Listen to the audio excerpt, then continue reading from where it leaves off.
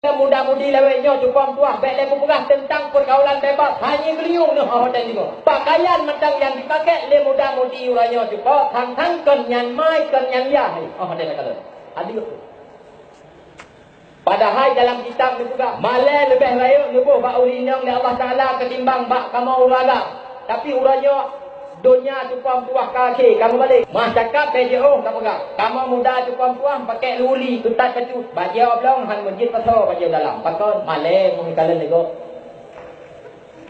ane dalam raya lu hana hino lu ni tubit dalam raya nyo bukan lagi dak pegang nyo kon tengok ni aku belum depan banyak kutem depan nya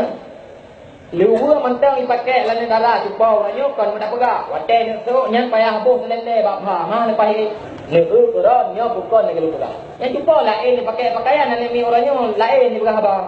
tantang padahal lah lumpung-lumpung ni tinggal cupau kan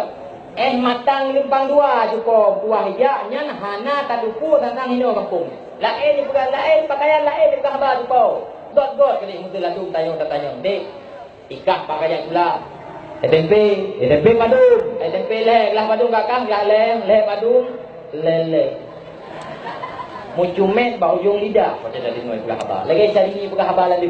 bele tak pegah tupo metuang mesti setamai nang kamu muda mentang waktu tadi ngoji pula khabar tupo lagi bantawa tekengon antimo pun nang sapo tadi tapi mentang-mentang tu ladum han sesuai ngoji tupo han sesuai ngoji ladum pula khabar mampu dah pegang teman ladum tupo wate dipegah haba kangkang na rumah bebe semuji raya padahal wate tajak rumah pada tumpang maharba ladum hai ni metuah muda-mudi lewenya wate tahu di sok pakaian kangkang na toko mai kedai birin melebong kata po padahal mangayah wate ulo dia ada rumah